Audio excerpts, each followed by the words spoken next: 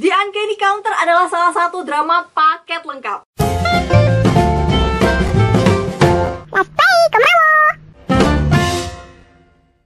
The Uncanny Counter, superhero ala Korea, asik.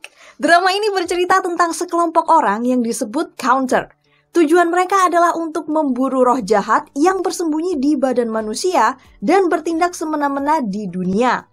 Biar kelihatan kayak orang biasa, anggota counter ini nyamar jadi pegawai restoran mie. Tapi jangan salah, ada salah satu orang kaya di Korea yang modalin semua pengeluaran counter buat menjalankan misi. Masing-masing anggota counter terhubung dengan roh yang ada di alam baka. It means kalau counter itu sakit atau diserang roh jahat, roh yang ada di alam baka juga ngerasain sakitnya. Semua counter punya masa lalu yang pahit dan kemampuan yang beda-beda. Yang pertama, Ga Mo-tak. Dia adalah mantan polisi. Dia kecelakaan beberapa tahun yang lalu dan akhirnya dia hilang ingatan. Ga Mo-tak adalah counter dengan kekuatan fisik yang luar biasa. Bisa dibilang dia adalah anggota counter terkuat saat ini. Selanjutnya, Do Hana. Dia sedikit pendiam, jutek, dan misterius. Dia punya kenangan pahit di masa lalu yang terus menghantui sampai sekarang. Tapi Hana itu nggak mau orang-orang tahu apa yang dia alami. Dia nggak pernah mau cerita.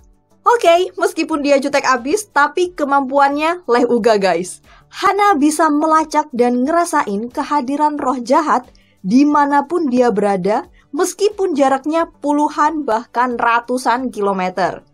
Hana juga bisa membaca ingatan seseorang hanya dengan sentuhan. Kemudian Chumeok, dia ini kayak emaknya counter. Bisa dibilang dia juga jadi counter karena jiwa keibuannya yang besar terhadap anaknya yang sudah meninggal. Chumeok punya kelebihan bisa menyembuhkan luka atau penyakit seseorang.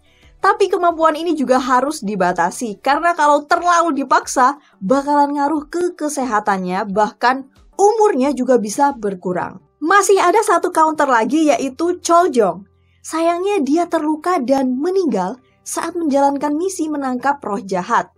Parahnya lagi, jiwa Choljong dimakan sama roh jahat itu dan bikin kekuatannya semakin bertambah.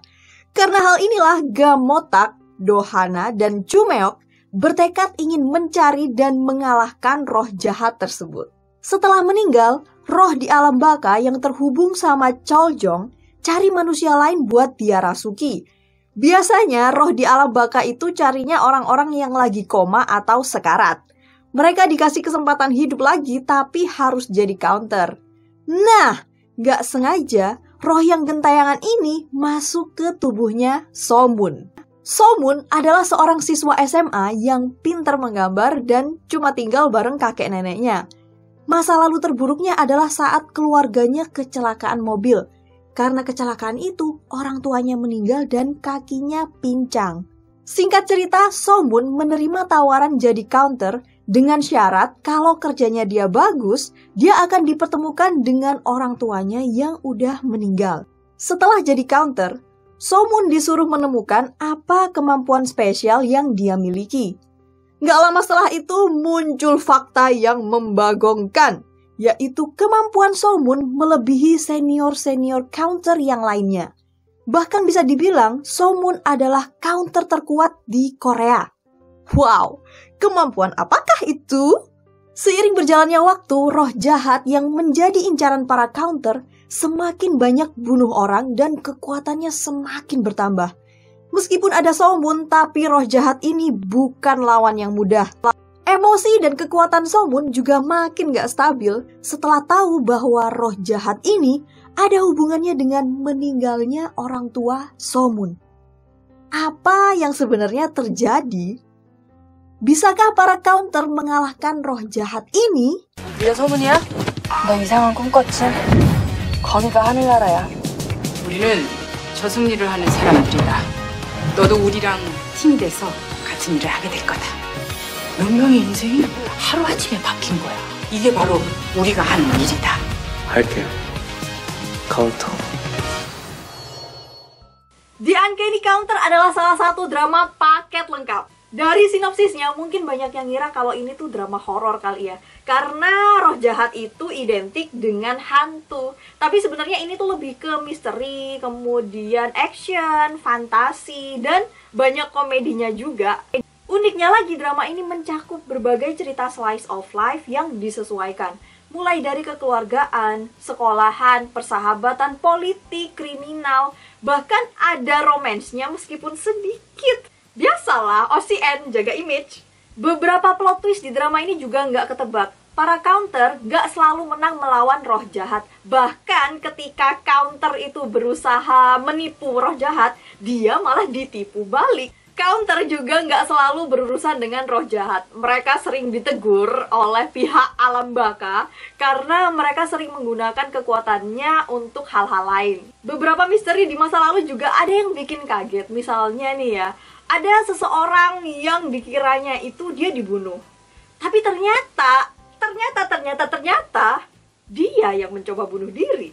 Kemudian fakta tentang kecelakaan orang tuanya Somun, gila sih. Ketika hal itu terungkap, ceritanya itu jadi makin seru. Apalagi aku tuh suka gemes ngelihat Somun.